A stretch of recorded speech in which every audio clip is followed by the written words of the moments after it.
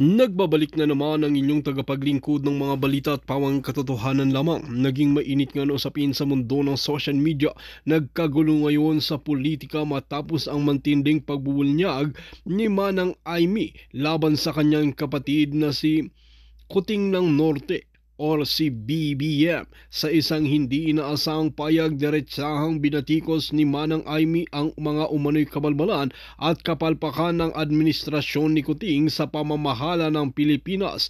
Ayon sa ilang insider, matagal nang may tensyon sa pagitan ng magkapatid, ngunit ngayon lang ito lumabas sa publiko. Sa isang talumpati, sinabi ni Manang Aimee na maraming desisyon ng kasalukuyang gobyerno ang hindi makatarungan at hindi makikinabang ang taong bayan, bagamat hindi niya tinuring na at hindi binanggit ang pangalan ng kanyang kapatid. Marami na ang nakakita rito bilang isang matinding patama kay Kuting. Isa sa mga tinutukoy niyang issue ay ang lumalalang ekonomiya, mataas na presyo ng bilihin at ang umano'y mismanagement ng pondo ng gobyerno. Lalo pang uminit ang usapan nang sabihin niyang hindi siya sang-ayon sa ilang patakaran ipinapatupad ng kasalukuyang administrasyon. Samantalang nananatiling tahimik si Kuting sa mga akusasyon at tila iniiwasan ang media. Ayon sa ilang political analysis, posibleng ito na ang simula ng mas malalim na alitan sa loob mismo ng pamilyang Kuting. May mga haka-haka rin na maaaring may mas malaking revelasyon pang ilalabas si Manang Aimee sa mga susunod na linggo. Dahil dito nag-aabang ngayon ang publiko kung paano tutugon si Kuting sa matinding banat ng kanyang kapatid. Isa lang ang malinaw, magsisimula nang lumabas ang mga bitak sa matibay na pader ng administrasyon. Ang tanong ng bayan, lalala pa kaya ang bangayan ng magkapatid o mas malalim pang dahilan sa likod ng kanilang hidwaan? Well mga kaibigan, para nga sa karagdagang impormasyon, panoorin nga natin ang buong video. At para sa sulit viewers natin dyan, maraming salamat sa walang sawang pagsuporta. Worth 7 billion pesos industrial, commercial, and residential estate ang sisimulan ng itayo sa Tarlac, Tarlac City sa Barangay Lourdes. Ito ang ika-4 mga sangkay na economic estate ng Aboitiz Infra Capital sa buong Pilipinas. Kabilang na ngayon ang Tarlac City sa hanay ng mauunlad na syudad gaya ng Cebu, Batangas, kung saan nakatayo ang 3 economic states ng Aboitiz. So, ito yung mga sanggay, ito yung pagpapalago po ito sa ekonomiya. Yan po tinatayang 60,000. Sabi dito, ang Tarlac Industrial Estate ay inaasahang magdadala ng investments, libu-libong employment at business opportunities na magbibigay daan sa lalong paglago ng ekonomiya, hindi lamang sa Tarlac City, kundi sa buong Hilaga at gitnang Luzon at buong bansa. So ngayon mga sangkay, ito ang sinasabi ko sa inyo. Si PBBM, ang tinututukan niya talaga ngayon ay yung pagpapalago ng ekonomiya. Pinaparami niya mga sangkay yung opportunities, magkaroon po ng maraming trabaho, magkaroon po ng mas marami pang investment. Kasi the more na maraming investment, the more na maraming mag-i-invest, mamumuhunan, magnenegosyo, magkakaroon po ng maraming trabaho. Okay? So maraming oportunidad, mga sangkay, sa Pilipinas. Sabi dito, tinatayang nasa 6,000 na trabaho ang maidudulot. Kita nyo na mga sangkay? Na target matapos sa loob ng 2 taon. O ayan, mga sangkay ha. Ito po yan. Baka sabihin na naman nila, drawing na naman ito. Yan, ganyan ang mangyayari mga sangkay. Naalala nyo yung doon sa Tarlac din po yun. Tarlac o Pampanga? Pampanga ata banda yun mga sangkay. Halos ganito din po yun, yung parang syudad. O ayan. Ito po ay makakatulong sa pagpapalago ng ekonomiya ng ating bansa. Marami sa atin ngayon mga sangkay, pumupunta na lang abroad kasi walang opportunity sa Pilipinas eh. 'Di ba? Wala po gaanong trabaho mga sangkay. Hindi po sapat ang pasweldo. Kung kaya't yung iba, doon na lamang po mga sangkay na mamasukan sa ibang bansa. Di baling malayo sa pamilya, nakakalungkot ito ang nangyayari. Alam nyo bakit? Wala, kulang sa trabaho sa Pilipinas. Maliban sa kulang, mababa pa yung pasweldo. O pa man nga kulop kay Marlon Tobella. Di ba, mga sangkay? Yan po ang unang good news natin ngayon. Ayan po. O, di ba? Ito po ang mangyayari dyan, mga sangkay. Ayan. So, ang napapansin po natin ngayon, mga sangkay, tayo po ay developing country. Lumalago ang ating bansa pagdating po sa ekonomiya. Though, hindi pa po natin mararamdaman yan sa ngayon. Okay, hindi po ganun. Kaya nga natatawa ako sa ibang mga sangkay. Kasi every time na may bababalitaan, bumababa ang inflation, di ba? Lumalago ang ekonomiya, nagtatawanan sila. Bakit? Hindi nila naiintindihan eh. Akala nila kapag sinabing malago ng ekonomiya, mayaman na kaagad ang isang bansa. Wala na kaagad mahirap. Wala na kaagad nag-aasin. Hindi po ganun yun, guys. Hindi po ganun yun, mga sangkay. Pag nagpapalago ng ekonomiya, it takes time. Long process bago po lumago. Parang sa Vietnam ngayon, mga sangkay, since nag-open po sila ng ekonomiya sa mga dayuhang negosyante, alam nyo, naungusan tayo ng Vietnam na. Mas malago na po sila sa atin. Pero hindi ganun kabilis yun, ha? Dahan-dahan po mga sangkay na pinalagong ekonomiya sa pamamagitan po ng pagpapapasok ng mga dayuhang negosyante. Sa bansa natin, hindi pa po tayo ganun mga sangkay na mabilis ang pagpapapasok ng mga negosyante kasi meron pa rin po talagang, tawag dito, 60-40. Malaki pa rin po problema natin pagdating po sa mga nakahahadlang sa pagpapalago ng ekonomiya. O yung mga hindi pa po dyan nakapag-like sa ating live, i-like nyo na po, right? I-like nyo na po ngayon din. Sige nga, press 1 ulit. Kung nakapag-like na, ang hindi pa nakapag-like, mag-like na ngayon din. Okay?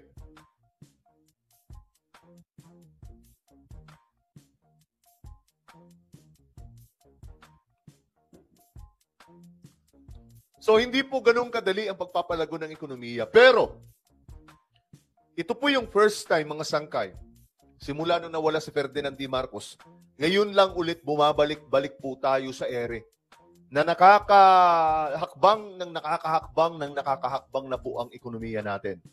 Bakit? Iba yung diskarte ni BBM eh. Ewan ko paano niya namamagnet yung mga dayuhang negosyante na mag-invest.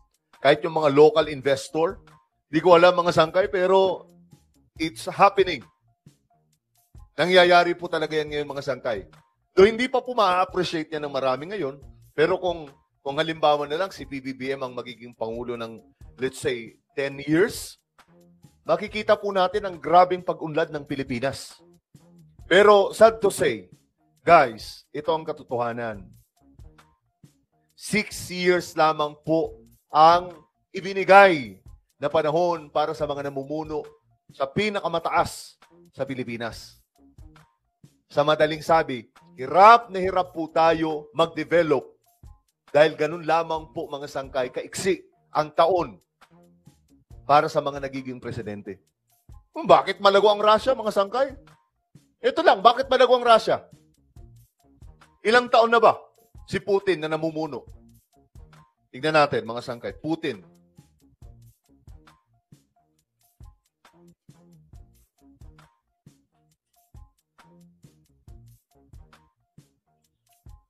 Tingnan natin si Putin, mga sangkay. Napakatagal na po nitong presidente.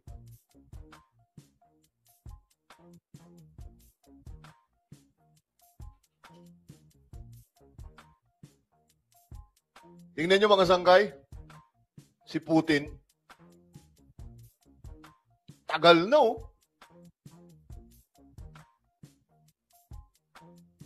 May 7, 2000. May 7, 2008. December 31, 1999. May 7, 2000. Ilang taon na ba ito si Putin? Ang alam mo, sobrang tagal na po nitong namumuno doon po sa Russia eh. Napakatagal ng mga sangkay.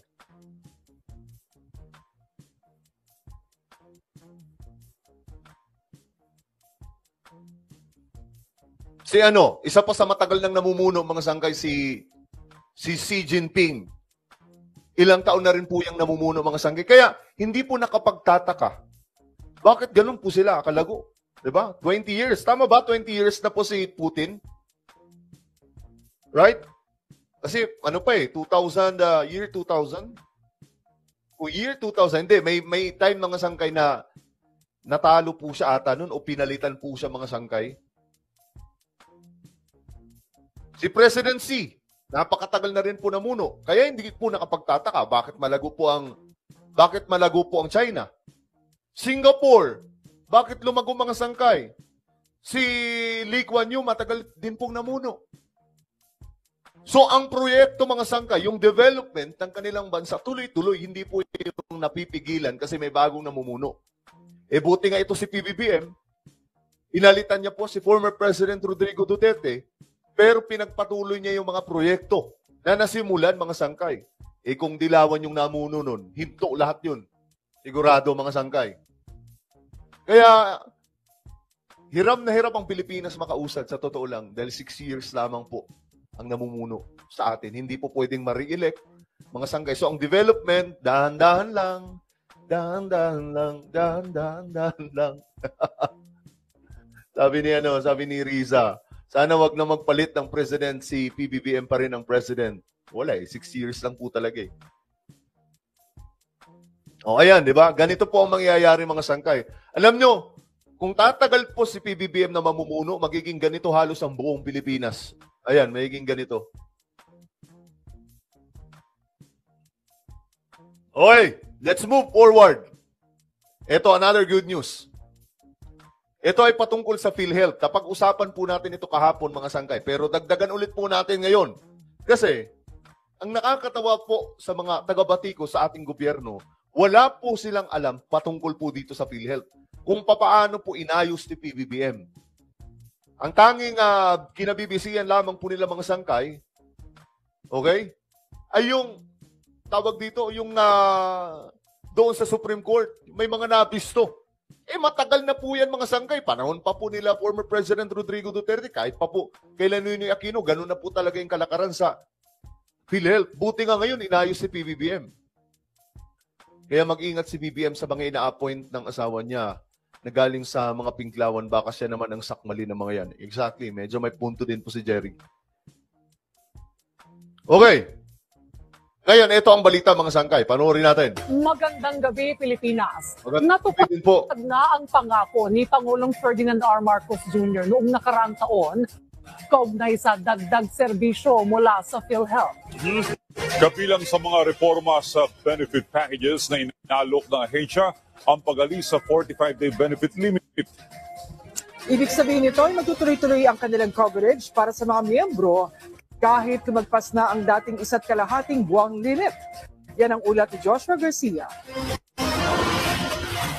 Dadagdagan natin yan in 2025, mas dadami pa ang magiging serbisyo na ibinibigay ng PhilHealth.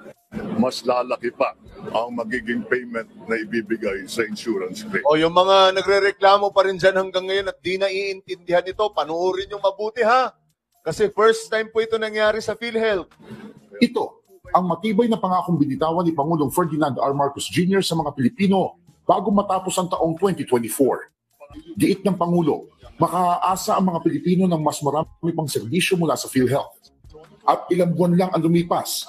Ilang buwan lang ang lumipas. Ang pangako iyan ni Pangulong Marcos Jr. na isa sa katuparan na. Bukod kasi sa mas pinataas na benefit packages para sa iba't ibang medical conditions, isa pang mahalagang hakbang ang ginawa ng ahensya. Ito ay ang pag-aalis ng kanilang 45-day benefit limit. Sa ilalim kasi ng rule na ito, aabot lang sa 45 days ang maximum hospital confinement ng kanilang mga miyembro sa loob ng 1 taon. Pero ngayon, ay mas mababawasan na ang pag-aalala ng ating mga kababayan dahil inaprubahan na ng board nito ang pag-update sa naturang polisiya. Inalis na ng PhilHealth ang 45-day benefit limit para matiyak na ang mga serbisyo ng ahensya ay mananatiling walang hadlang. Ayon sa pamunuan ng PhilHealth, maraming mga serbisyo ang kinakailangan ng higit 45 days na coverage, gaya nga lamang ng hemodialysis. Ayon kay PhilHealth Acting President at CEO Dr. Edwin Mercado, napapanahon na magpatupad ng reforma hinggil sa naturang cost containment strategy. Sabi po ni Raymond, napakalinaw na nga, inanunsyo na ng Pangulo, hirap nilang umintindi. Ganun po talaga eh. Hindi ko alam kung nahihirapan silang umintindi o ayaw lang talaga nila intindihin kasi nga gusto nilang manatiling kontrabida sa pamahalaan. Na tinawag niyang outdated na. Giit ni Mercado, walang sino man na makakaalam o makakapag-schedule ng ating mga medical needs. Maraming serbisyo din anya ang nangangailangan ng higit sa 45 days na coverage. Dagdag pa ng opisyal, nais ng PhilHealth na ang mga Pilipinong may malulubhang sakit, chronic conditions at kinakailangan ng mahabang pagpapaospital ay patuloy na makatanggap ng serbisyong pangkalusugan na hindi na kinakailangan mag-alala sa kanilang pinansyal na kapasidad. Ayan ha. Paalala naman ng ahensya na ang pag-avail ng mga benepisyo ay kailangan dumaan pa rin sa tamang proseso at kinakailangan na ayon sa medikal na pangangailangan at treatment plan ng pasyente. Babantayan din niya ang pagsunod dito ng health facilities para sa clinical standards at reimbursement rules. Okay. So yan na. Malinaw na po sa inyong lahat, di ba? Sige nga, press 1 po sa mga nalinawan. Alam nyo, ngayon lamang po ito nag-improve yung PhilHealth ng ganito mga sangkay. Kasi madalas po natin nababalitaan, wala po talagang madalas po mayroon pong problema yung PhilHealth. Pero ngayon mga sangkay, bukod sa inayos sila PBBM ito, nilakihan pa po o pinalawak pa po yung benepisyo na matatanggap ng mga pasyente, ng mga beneficiaries. O, di ba, mga sangkay, saan ka pa? At hindi lamang po dyan, hindi lamang po yan sa mga pro-BBM. Para po yan sa lahat. Dilaw ka man, maka-Duterte ka man, lahat tayo makikinabang niyan. Sasabihin na naman nila mga sangkay, hindi. O, dapat lang nila gawin yan kasi pera ng taong bayan yan. May punto naman. Pero may iba, di ba? Ilan na yung namuno? Di ba? Inayos ba nila yung PhilHealth? Nang ganito? Nilakihan ba nila, mga sangkay, yung benepisyo? Si PBBM lamang po ang nakagawa niyan. Okay? O ito pa, another good news. Gusto nyo pa ba ng good news? Bago natin puntahan yung malaking balita, mga sangkay, na ating pag-uusapan. Press 1 po ng gusto pa ng good news.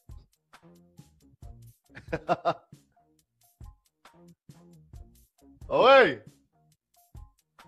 Sabi ni mga DDS, anong sinasabi nyo? Kinurap ni PBBM ang pera ng PhilHealth.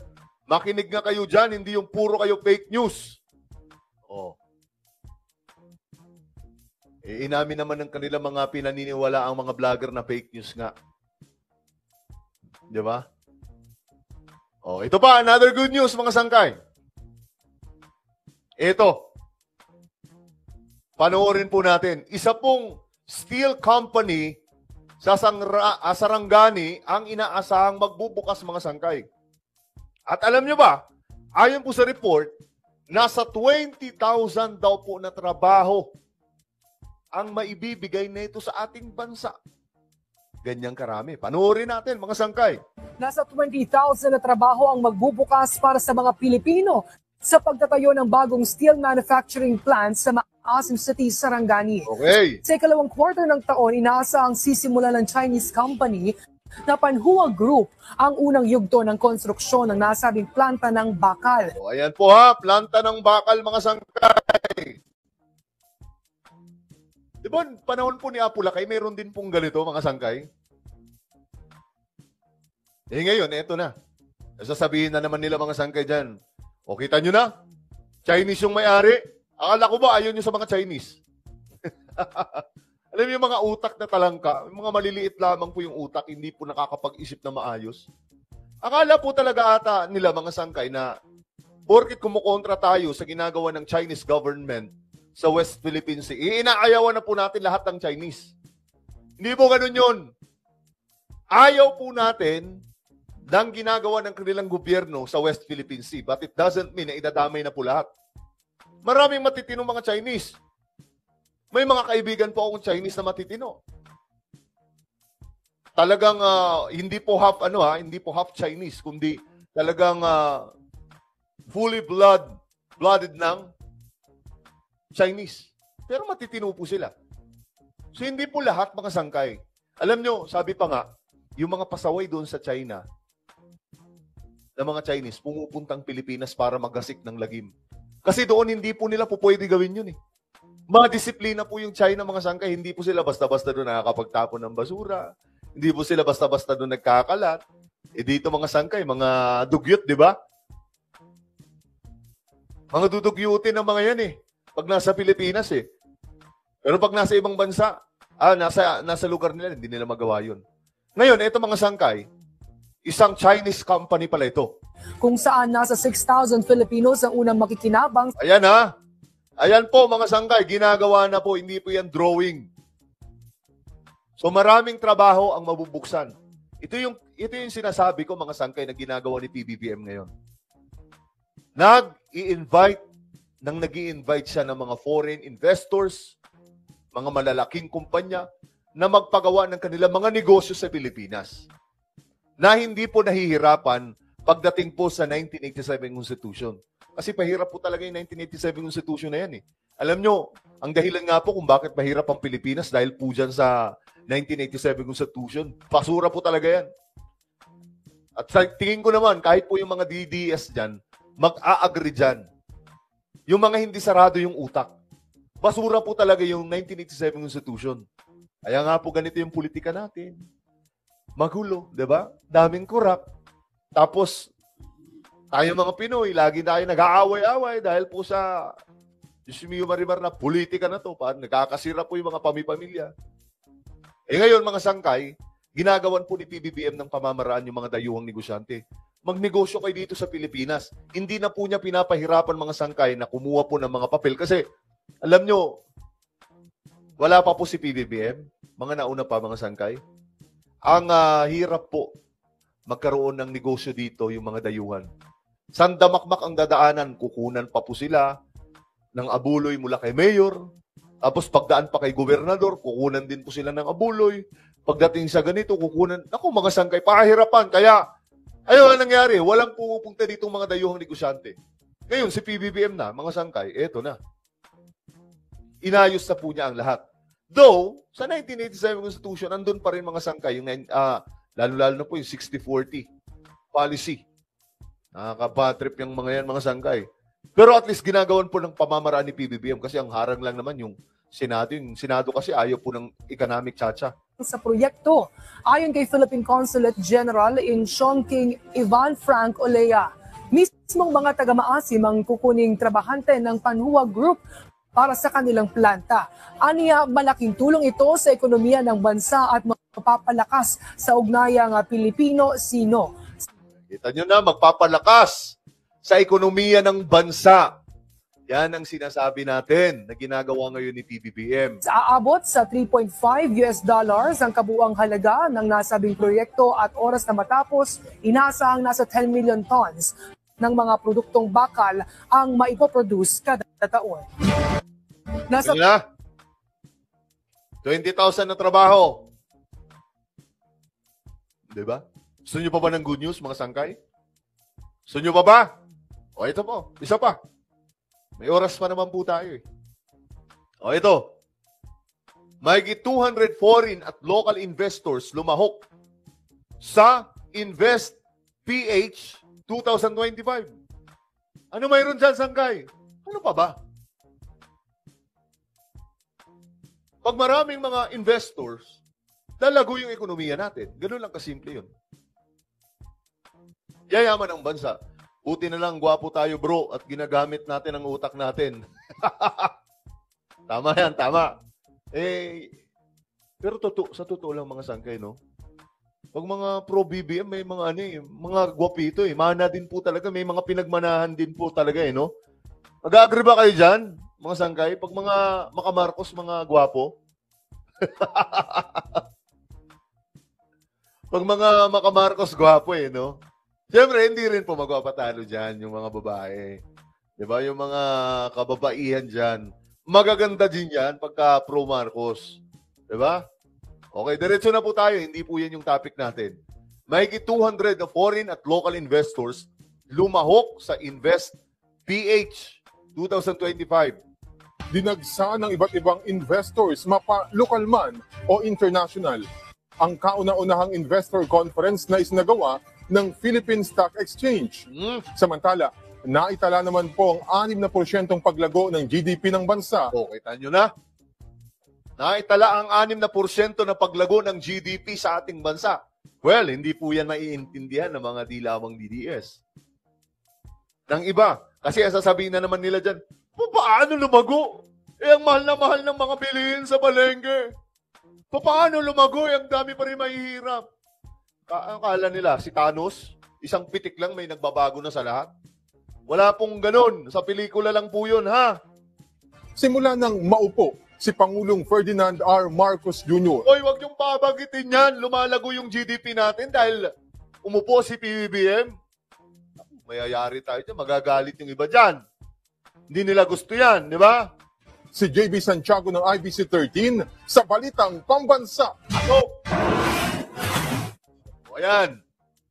Ayan po yan mga sangkay. Mahigit 200 daw po na mga foreign at local investors. Ibig sabihin, mga dayuhan po ito ng mga negosyante at mga Pinoy.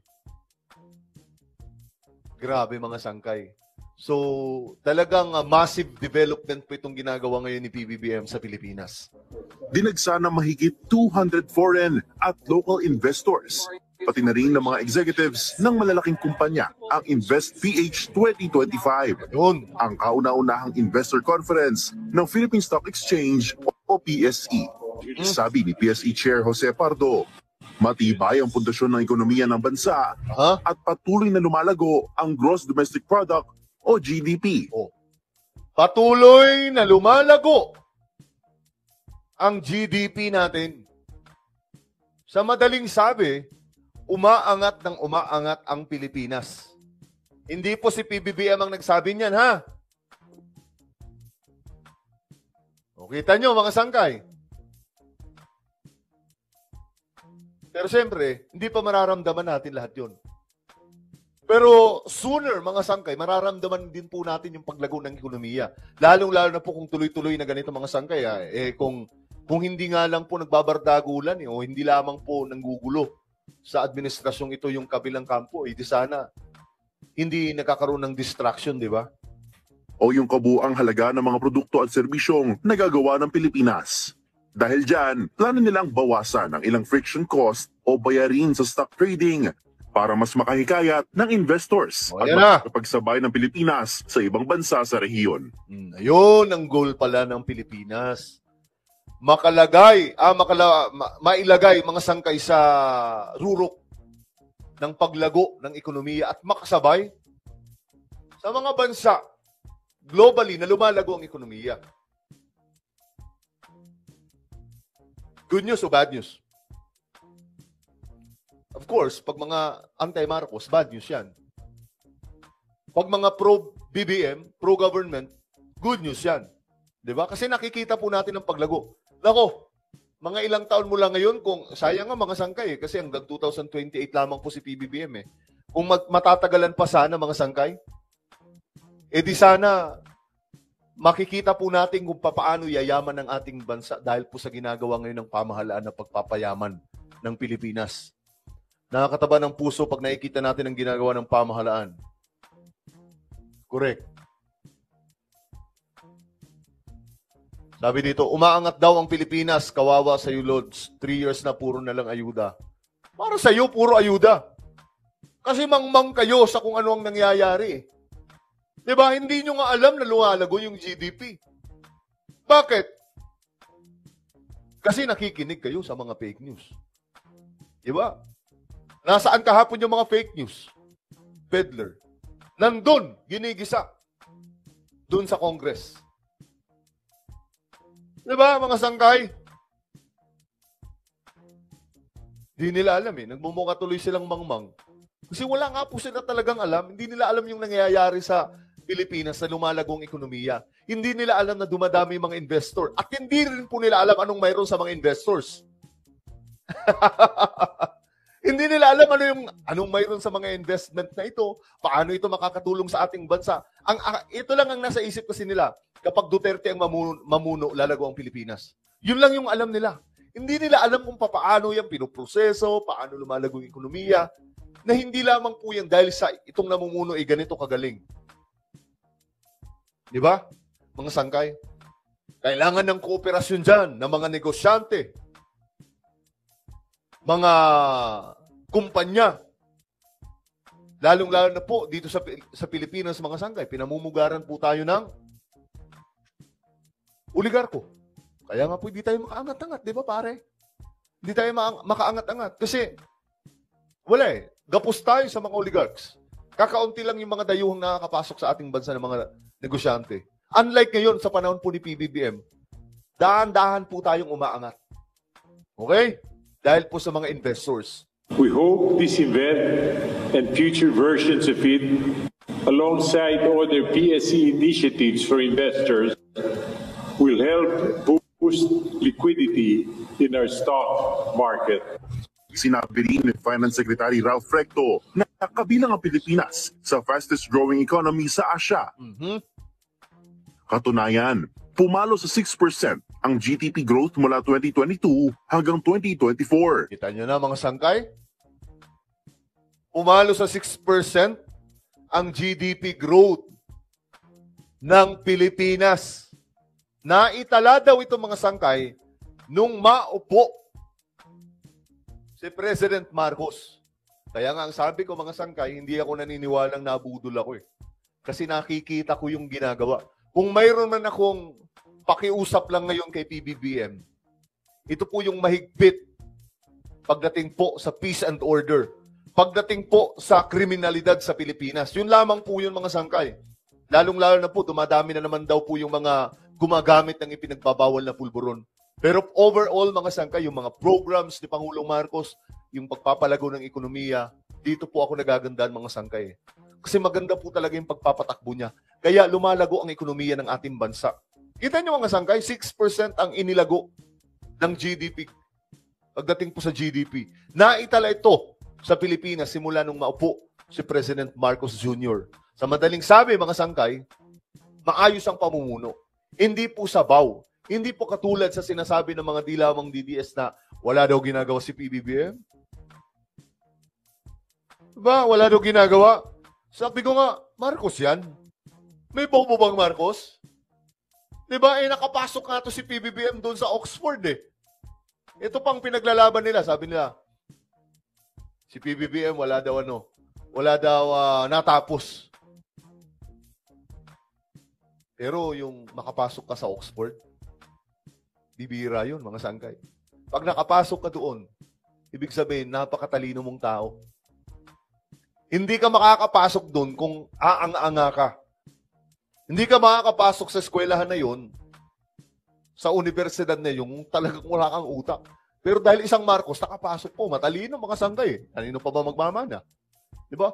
Para sa akin mga sangkay, hindi lamang po talaga niya nagaya yung style lang tatay niya. Magaling po talaga yun si Apo Lakay. Pero iba kasi, hindi po natin pwedeng ikumpara ito. May ibang kakayahan si PBBM no, na iba sa tatay niya mga sangkay. Mula nang maupo, si Pangulong Ferdinand Marcos Jr. sa pwesto. We are a peace-loving and friendly nation. The Marcos Jr. administration has always been advocating for peace and prosperity, dialogue and cooperation. Thus, we have strong diplomatic ties and free trade agreements with the countries across the globe. Ibinida rin ang mga infrastructure projects ng gobyerno. Kasama rito ang Public-Private Partnership Code na nagpapadali sa private sector na mamuhunan sa atin. Yan na mga sangkay. Galing, no? Hindi ko alam paano nagawa nito ni PBBM mga sangkay eh. Na mas pinabilis po ang pamumuhunan sa ating bansa. Kasi sa totoo lang yan po yung reklamo namin kasi. Kaya hindi lumalago yung ekonomiya ng ating bansa. Nahihirapan kasi yung mga dayuhan na mag-invest sa Pilipinas. Hindi po tayo yung mayaman eh. Ang ganong kabilis.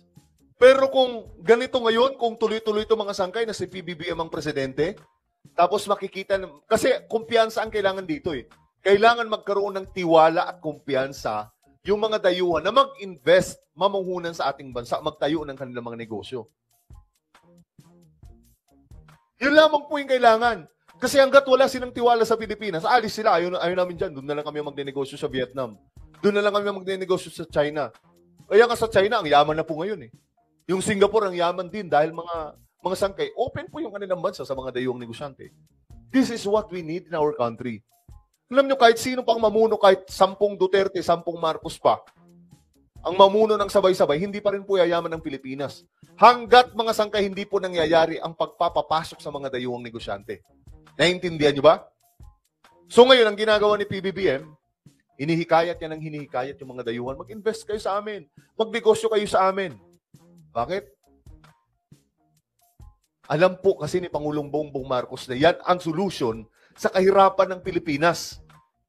10 years from now, maybe 5 to 10 years from now, kung tuloy-tuloy na ganito mga sangkay ang sistema, lalago ang Pilipinas. Yayaman ang ating bansa. Daan-daan makakasabay po tayo sa mga dayuhang yung mga bansa sa ibang, halimbawa, China. Di ba makakasabay na po tayo? Ang bihira. At ang Build Better More program na may 186 projects na nagkakahalaga ng 9.57 trillion pesos.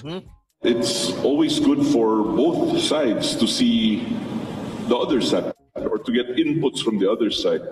So perhaps government is a little more process-oriented, and in the private sector, I think we're more results-oriented. So it's probably a good mix to have a viewpoint from both the private and public sector to try to integrate these two philosophies or these two ways of doing work. By 2030, inaasahang aangat ang Pilipinas mula 20th patungong top 13 sa largest consumers sa buong mundo. Ayan na. May future na po yung ating bansa. Sabi ko nga po sa inyo mga sangkay, developing country po tayo. Lumalago ang ating bansa ngayon mga sangkay. Magtiwala lamang po tayo sa ginagawa ngayon ni PBBM. Okay? Isang dahilan kung bakit ngayon ang tamang panahon para mamuhunan sa bansa. Ito yung nagugustuhan ko mga sangkay.